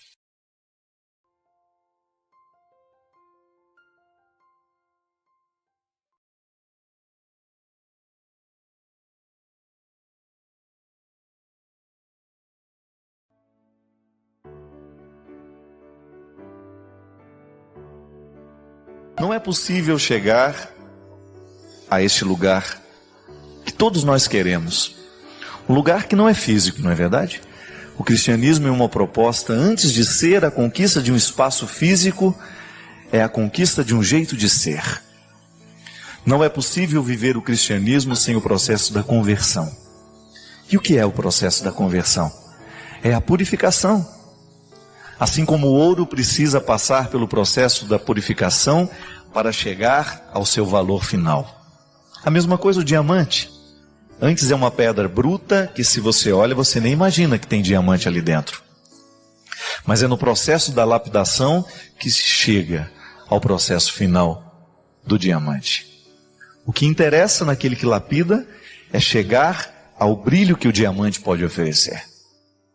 Eu não tenho dúvida de que o cristianismo trabalhe na mesma proposta. Também nós, muitas vezes, somos um diamante bruto. Existe brilho lá dentro, mas é preciso retirar os excessos. É assim que Deus vai trabalhando em mim, vai trabalhando em você, quando nós nos deixamos moldar. Quando nós permitimos que Deus venha nos lapidar através dos seus instrumentos. Às vezes é uma pessoa que passa pela nossa vida, nos dá um conselho, nos dá uma dica. Às vezes é um amigo do dia a dia, que está comprometido com o nosso processo de melhoria humana. Às vezes é uma pregação que a gente escuta, às vezes é uma palavra do padre, do pastor, de um líder religioso que tem alguma autoridade sobre nós. Deus tem muitas formas de nos lapidar. Deus tem muitas formas de nos retirar os excessos. E às vezes a própria vida se encarrega de fazer isso. Você já deve ter experimentado isso. Momentos em que você olha para trás e você percebe que a vida foi o seu martelo. Foi ela que deu os golpes para que você pudesse chegar ao brilho que você tem hoje. Ou se você ainda não consegue e não pode dizer isso, quem sabe você já tenha a oportunidade de dizer que este processo de sofrimento que você vive está preparando um diamante bonito para brilhar depois. Tudo depende de como nós enfrentamos a vida, de como nós compreendemos o momento. Tudo depende do que nós fazemos com o que a gente sofre. Tudo depende do conselho que a gente escuta, da palavra que caiu no nosso coração. Tudo depende do que a gente faz com tudo isso. Uma coisa é certa: Deus quer acontecer na nossa vida. Não importa o quanto a gente já tem errado até o dia de hoje, não importa o quanto as coisas tenham dado errado, não importa o quanto a gente tenha sofrido. O importante é a gente saber que nós estamos vivendo esse processo de melhoria. Alguns um pouco mais avançados, outros menos. Tudo depende do quanto que a gente deixou essa palavra de Deus trabalhar em nós, os acontecimentos. Um ser humano, ele fica diferente dos outros à medida em que ele consegue ser lapidado, em que ele se deixa lapidar, em que ele utiliza um instrumental de Deus que está na história para ele ser transformado. O importante é a gente não desistir. Se de repente hoje você chega à conclusão de que o brilho está muito escondido dentro de você, não caia na tentação de desanimar. Acelere o processo. Faça o brilho vir mais rápido. Ou então tenha paciência. O brilho vai chegar. Mas o mais importante é a gente ter consciência de que esse processo de Deus em nós tem que ser todo dia. Hoje, antes da gente dormir, nós precisamos melhorar alguma coisa dentro de nós. É assim que Deus acontece no mundo, quando o ser humano se dispõe a ser melhor. Há um teólogo que me chamou muita atenção. O nome dele é André Torres Queiruga. E o Queiruga tem uma reflexão bonita que nos ensina que Deus tem uma forma especial de agir na história através do que ele chama de processo maiêutico. Maiêutica é uma palavra que vem da filosofia grega, muito utilizada por Sócrates, que quer dizer, maiêutica é o mesmo que dar à luz. Sabe por que Sócrates disse isso? Porque ele era filho de uma parteira. O grande filósofo Sócrates era filho de uma parteira. E ele observava a mãe dele trabalhar as mulheres para que os filhos viessem ao mundo. E Sócrates teve uma reflexão brilhante. Era um homem atento ao cotidiano. E do cotidiano fazia filosofia. O que ele percebeu? Que a criança vinha ao mundo pela própria força da natureza. A mãe, que era parteira, apenas facilitava a chegada da criança ao mundo. Mas o nascimento era um mérito da mãe e do filho. O filho já existia. E a mãe conduzia o trabalho de parto, a parteira, ela apenas conduzia o trabalho de parto da mãe. Sócrates, ao observar o trabalho que a mãe dele fazia, descobriu que o conhecimento é assim também. Ele já existe dentro de nós. O que o professor faz é parturiar, né? É fazer vir à luz aquilo que já está dentro de nós. Queiruga, esse teólogo espanhol que eu estudei, ele descobriu, fez uma intuição bonita que a teologia passa por um processo maiêutico. Deus já está presente no nosso coração. E que evangelizar é fazer vir à luz a presença de Deus que já está em todos nós. E assim, Queiruga vai dizer que existe a maiêutica histórica, isto é, todos os acontecimentos da história, do mundo que está ao nosso redor, pode nos ajudar a fazer vir à luz este Deus que está dentro de nós. Ou não. Os fatos podem nos fazer dar à luz a santidade que Deus quer, que já colocou dentro de nós pela força da ação de sua graça, ou não. Tudo vai depender se eu permito que esse Deus nasça, ou se eu vou fazer esse Deus morrer em mim mesmo. A maiêutica histórica é isso. São os fatos do tempo, da história, nos ajudando a parturiar o Deus que está dentro de nós. Todos nós precisamos dar à luz aos dons que Deus nos deu. Já está dentro de nós, mas nós precisamos fazer vir para fora. A graça já está em mim, já está em você. Maravilhoso pensar isso, que a mesma graça de Deus que agiu no coração de Santa Teresinha, age no meu coração e age no seu. Com uma diferença. Em Santa Teresinha, Deus não encontrou muitos obstáculos. Por quê? Porque ela fez o seu esforço pessoal de dar espaço para a graça agir. E a gente espera que você possa aliviar o seu coração. O que é viver em santidade? Toda hora que fala viver em santidade, a gente imagina aquele santo no altar, né? Aí a gente olha e fala, eu acho que eu não vou conseguir ser assim também não, né? Ele é muito diferente de mim, né? Veja bem, o caminho da santidade é o caminho da conversão. Viver em santidade é viver em conversão. É a gente ter consciência de que o tempo todo nós estamos em deslocamentos. O povo antigo, do povo de Israel, viveu o êxodo, que foi o deslocamento. Saiu de uma terra antiga para ir buscar a terra prometida. Saiu do território da escravidão para ir buscar a terra da liberdade. Viver a santidade é isso, minha gente. É nós aceitarmos o deslocamento. Eu me desloco de uma realidade antiga para uma nova, de um momento de tristeza e de depressão para um momento de libertação e de alegria. A santidade consiste em você reconhecer no seu dia a dia, na sua vida, a oportunidade que Deus está lhe dando de fazer esse deslocamento. Quando é que nós vamos emperrar o nosso processo de santidade? Quando a gente se recusa a ir. Quando eu falo, eu já estou bem aqui, me deixem sossegado, eu não quero mais mudar o meu jeito de ser, aí a santidade não vai mais acontecer na nossa vida. Essa força de Deus agindo em nós, Deus age em nós pela força da sua graça, é justamente para nos convencer de que nós ainda precisamos buscar um lugar novo. Todos nós.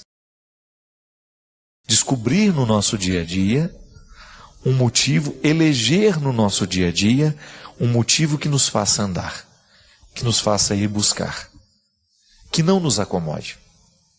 Como eu dizia aqui no início do programa, Eu, num determinado momento da minha vida, eu interpretei a santidade como um estado de chegada, Eu achei que eu já tinha chegado. Que aquela conversão bonita que eu estava vivendo era tudo que eu poderia receber de Deus. Então, por isso que eu olhava para todos com um pouco de desprezo, Eu me sentia muito privilegiado, já cheguei, já estou no lugar que Deus preparou para mim. Não é bem assim.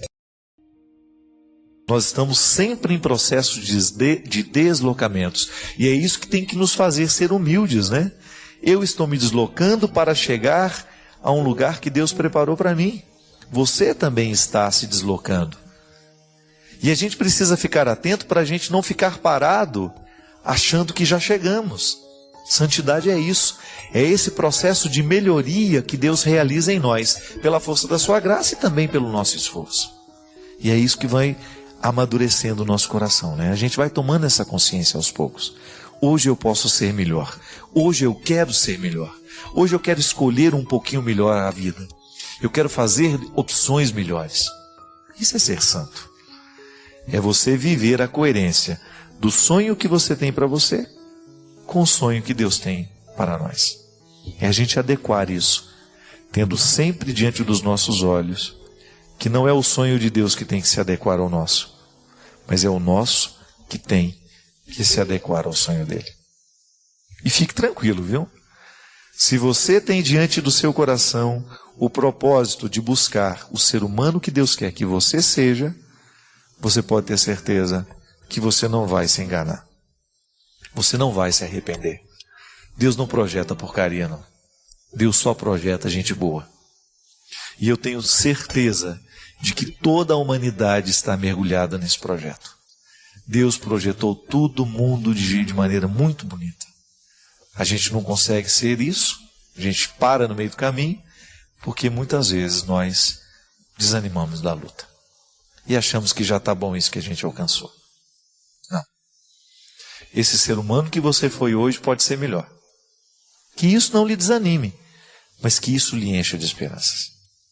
Acordar amanhã com o propósito de fazer acelerar essa santidade de Deus na sua vida.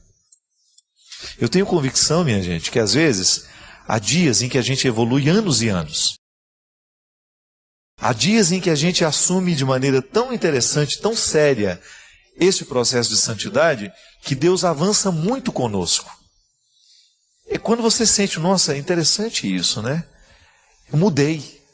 Já não estou mais pensando de maneira tão mesquinha, já não estou tão ciumento, já estou mais livre. Você avançou. Quando você percebe que Deus quebrou algumas barreiras e você aceitou que Ele quebrasse. Você acolheu essa graça transformadora. Eu era antigo e agora sou novo. Deus teve uma chance naquilo que era antigo dentro de mim. agiu, mexeu, e eu descobri que ainda dava tempo, e eu corri atrás, e eu fui fazendo os meus esforços, e eu fui dando passos na direção desta novidade. É o mesmo que aconteceu com os apóstolos, é o mesmo que aconteceu com todos os santos. Santidade é isso, é a gente deslocar daquilo que é antigo para chegar àquilo que é novo. É a gente aceitar o sonho de Deus e tomá-lo nas nossas mãos e olhar sempre para Ele e dizer: é lá que eu preciso chegar. É nessa terra prometida que os meus pés precisam ficar. Não desanime, não. Olhe para tudo aquilo que hoje pode ser transformado e aceite essa transformação.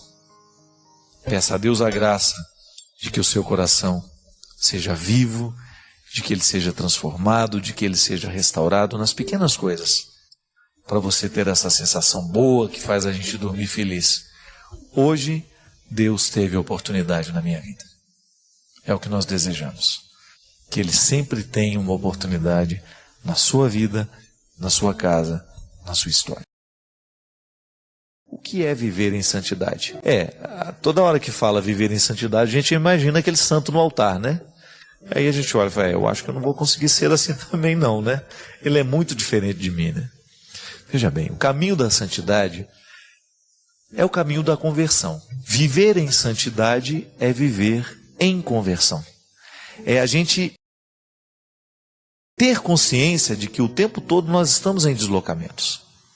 O povo antigo, né, do povo de Israel, viveu o êxodo, que foi o deslocamento. Saiu de uma terra antiga para ir buscar a terra prometida. Saiu do território da escravidão para ir buscar a terra da liberdade.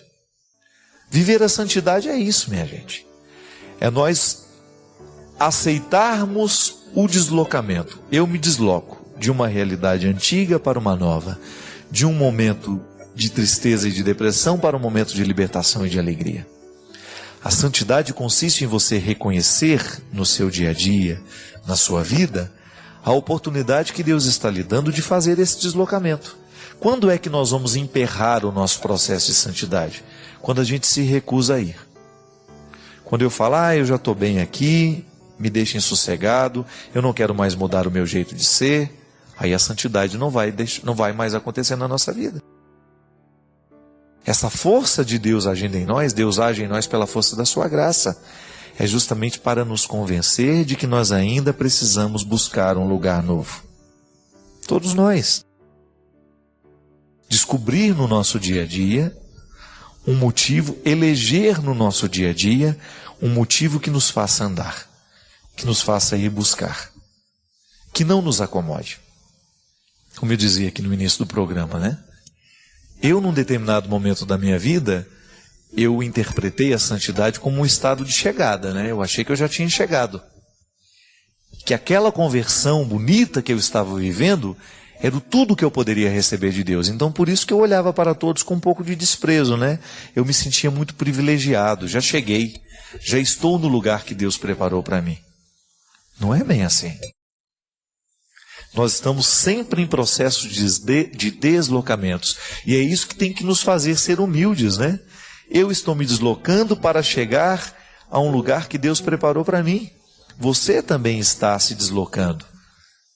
E a gente precisa ficar atento para a gente não ficar parado achando que já chegamos. Santidade é isso. É esse processo de melhoria que Deus realiza em nós, pela força da sua graça e também pelo nosso esforço. E é isso que vai amadurecendo o nosso coração, né? A gente vai tomando essa consciência aos poucos. Hoje eu posso ser melhor. Hoje eu quero ser melhor. Hoje eu quero escolher um pouquinho melhor a vida. Eu quero fazer opções melhores. Isso é ser santo. É você viver a coerência do sonho que você tem para você com o sonho que Deus tem para nós. É a gente adequar isso, tendo sempre diante dos nossos olhos que não é o sonho de Deus que tem que se adequar ao nosso, mas é o nosso que tem que se adequar ao sonho dele. E fique tranquilo, viu? Se você tem diante do seu coração o propósito de buscar o ser humano que Deus quer que você seja, você pode ter certeza que você não vai se enganar. Você não vai se arrepender. Deus não projeta porcaria, não. Deus só projeta gente boa. E eu tenho certeza de que toda a humanidade está mergulhada nesse projeto. Deus projetou todo mundo de maneira muito bonita. A gente não consegue ser isso, a gente para no meio do caminho, porque muitas vezes nós desanimamos da luta. E achamos que já está bom isso que a gente alcançou. Não. Esse ser humano que você foi hoje pode ser melhor. Que isso não lhe desanime, mas que isso lhe encha de esperanças. Acordar amanhã com o propósito de fazer acelerar essa santidade de Deus na sua vida. Eu tenho convicção, minha gente, que às vezes há dias em que a gente evolui anos e anos. Há dias em que a gente assume de maneira tão interessante, tão séria, esse processo de santidade, que Deus avança muito conosco. E quando você sente, nossa, é interessante isso, né? Eu mudei. Já não estou mais pensando de maneira tão mesquinha, já não estou tão ciumento, já estou mais livre. Você avançou. Quando você percebe que Deus quebrou algumas barreiras e você aceitou que Ele quebrasse. Você acolheu essa graça transformadora. Eu era antigo e agora sou novo. Deus teve uma chance naquilo que era antigo dentro de mim. Agiu, mexeu, e eu descobri que ainda dava tempo, e eu corri atrás, e eu fui fazendo os meus esforços, e eu fui dando passos na direção desta novidade. É o mesmo que aconteceu com os apóstolos, é o mesmo que aconteceu com todos os santos. Santidade é isso, é a gente deslocar daquilo que é antigo para chegar àquilo que é novo. É a gente aceitar o sonho de Deus e tomá-lo nas nossas mãos e olhar sempre para Ele e dizer, é lá que eu preciso chegar. É nessa terra prometida que os meus pés precisam ficar. Não desanime, não. Olhe para tudo aquilo que hoje pode ser transformado e aceite essa transformação. Peça a Deus a graça de que o seu coração seja vivo, de que ele seja transformado, de que ele seja restaurado nas pequenas coisas, para você ter essa sensação boa que faz a gente dormir feliz. Hoje, Deus teve a oportunidade na minha vida. É o que nós desejamos. Que Ele sempre tenha uma oportunidade na sua vida, na sua casa, na sua história.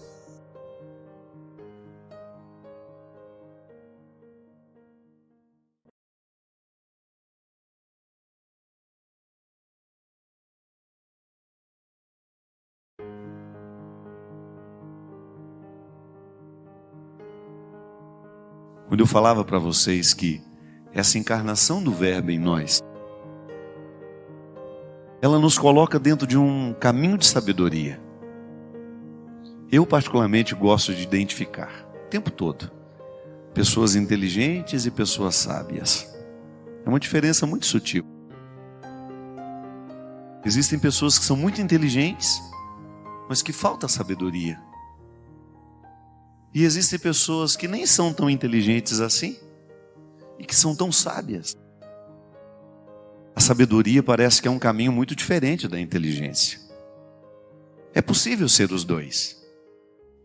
Quantas vezes na minha vida eu encontrei pessoas altamente inteligentes, mas altamente sábias. Mas não ficaram sábias estudando. Não. Sabedoria veio por outras vias, muito mais pela observação da vida, muito mais pela capacidade que ela teve de contemplar o que estava acontecendo ao seu redor, de aprender com aquilo tudo. A sabedoria é como se fosse um tesouro que nós vamos acumulando à medida que nós vivemos. Eu acho interessante porque o conhecimento de Deus não passa tanto pela inteligência. É claro, eu não preciso abrir mão da inteligência para eu ter uma experiência de Deus. Mas a minha lida com Ele é muito mais pela sabedoria do que necessariamente pela inteligência. E às vezes Deus me quebra de um jeito que vocês não fazem ideia. Não tem sentido nem faz razão. Está ali diante de mim. Eu preciso viver. Eu preciso viver. Às vezes não tenho tempo nem de lavar o rosto. preciso viver. É a sabedoria que me sustenta naquela hora. Quantas pessoas precisando enfrentar as suas tragédias pessoais, a inteligência não ajuda. Só a sabedoria. Conhecer a Deus, para a gente poder sabiamente descobrir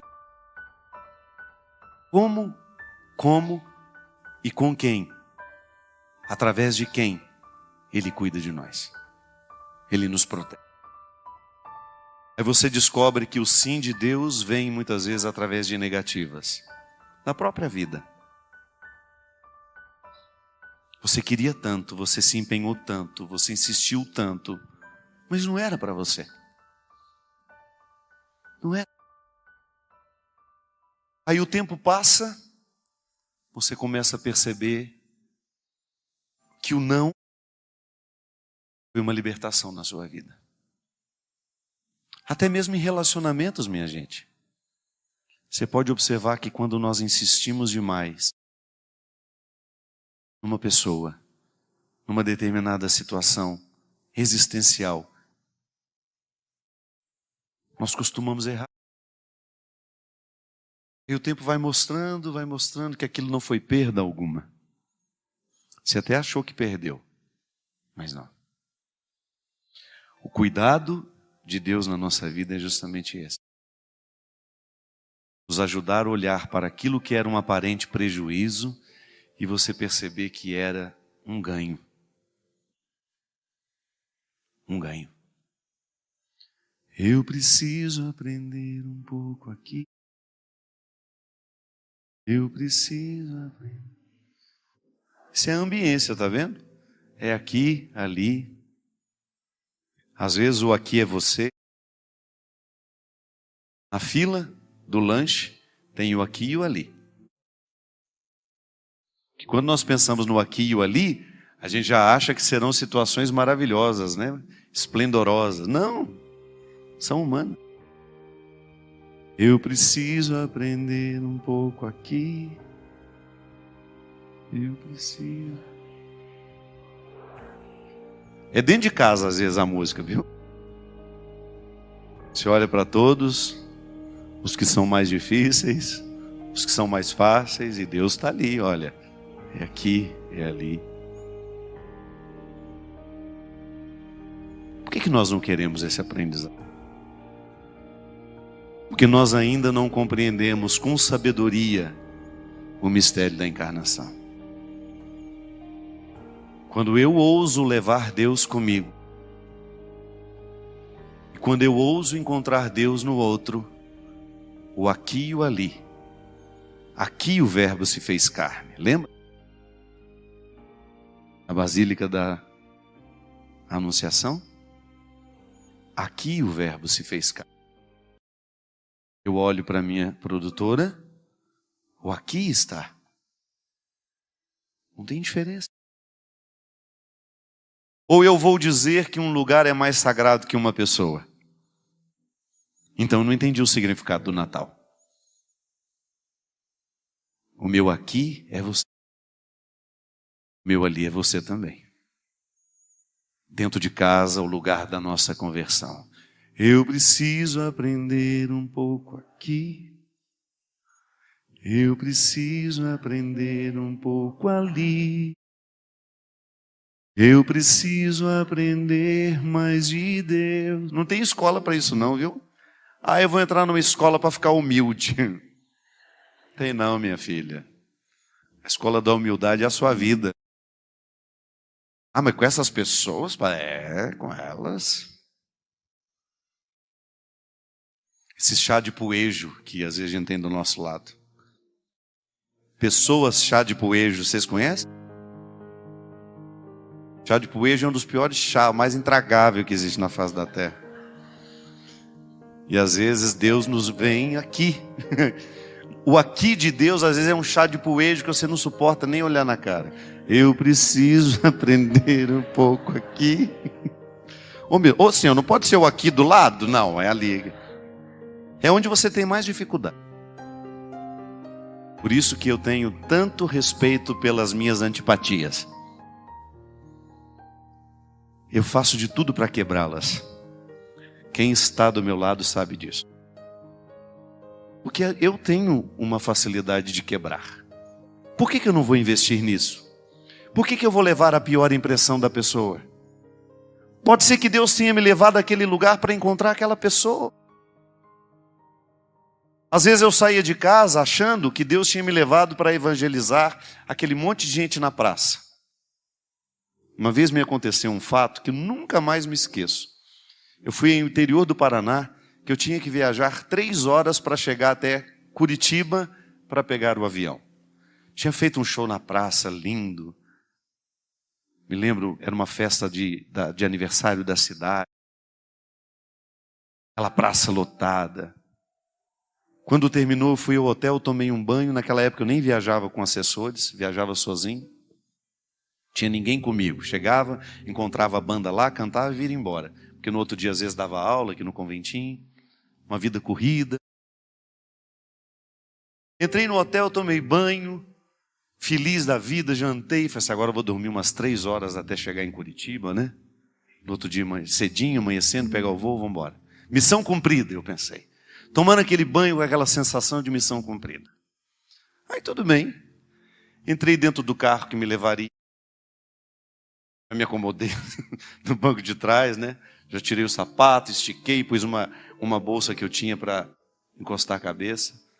Aí deitei, o rapaz só virou e falou assim, ô Padre Fábio. Eu falei, vai perguntar alguma coisa referente à viagem, né? Quer que vai correndo, quer que vai devagar? Eu não estou nem acreditando que eu vou levar o senhor. Quando a pessoa já fala assim, já dá aquele frio na espinha que vai subindo. Padre, o meu sonho era contar a minha história para o senhor. Sagrada família, eu não mereço isso não. Porque quando a pessoa fala que precisa contar a história para você, eu já imagino que ela vai levar uns 30 dias. É mesmo, rapaz? E aí, minha gente, me subiu uma antipatia. Uma vontade de reivindicar o meu direito, sabe? Pelo amor de Deus, eu acabei de cumprir a minha missão. Aí, minha gente, sem que eu desse a ele permissão, ele começou. E os 5 primeiros minutos eu ficava ali, eu vou parar ele no meio. Eu não sou obrigado. Quando de repente, como se estivesse deitado ao meu lado, o mestre que eu tanto admiro, que não pode ser teórico em mim, como se ele dissesse para mim, escuta, desarme-se, escute. E esse rapaz começou a contar uma história, gente, tão triste, tão triste. Aí eu sentei, comecei a prestar atenção nele. E ele dirigindo, contando a história, as lágrimas descendo calmamente pelo rosto, até o momento em que ele começou a dizer da minha participação naquela história. Onde foi que Deus me enfiou na ambiência da vida cristã dele? Um moço que estava perdido nas drogas, que já não tinha mais o significado da vida, já estava perdendo toda a família dele, a esposa e os 2 filhos, por causa da cocaína. E uma vez ele assistindo uma pregação aqui, não sei qual foi mais, como se Deus tivesse entrado na casa dele, criado uma ambiência para a conversão dele. Não fui eu que converti aquele rapaz. Eu apenas despertei aquele rapaz do sono, da letargia em que ele estava. Para finalizar a história aqui, ele terminou de me contar a história quando nós estávamos chegando em Curitiba. Nós chegamos no aeroporto. Ele abriu a porta do carro, me abraçou, me agradeceu por ter escutado. E eu muito emocionado com tudo aquilo que tinha ouvido. Meu filho, Quem agradece sou eu. Quem agradece. Eu nunca mais vi esse rapaz. Eu me lembro que quando eu peguei a minha bolsa, quando eu me encaminhei para o é que eu identifiquei qual era a missão que Deus tinha me dado naquele dia. Não era o show, não era a praça, era o rapaz. Ele era o meu ali. Mas se eu não presto atenção, eu não vejo.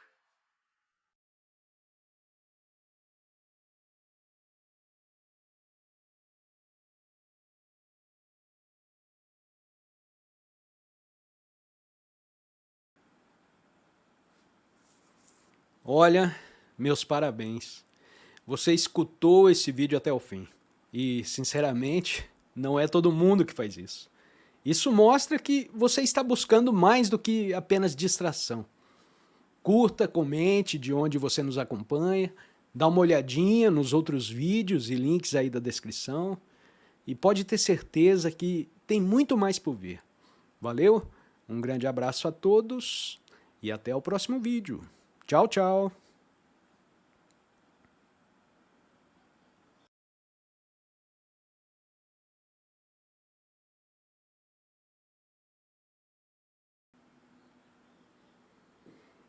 Num mundo repleto de cortes, de vídeos curtos, de distrações, você escolheu ficar aqui e ouvir isso até o final. Isso já diz muito sobre a sua disposição de ter um olhar mais fundo. Escreve aí nos comentários a sua cidade e, se quiser, se inscreva e compartilhe esse vídeo com alguém que também não tem medo de pensar. Valeu? Um grande abraço a todos e até o próximo vídeo. Tchau, tchau!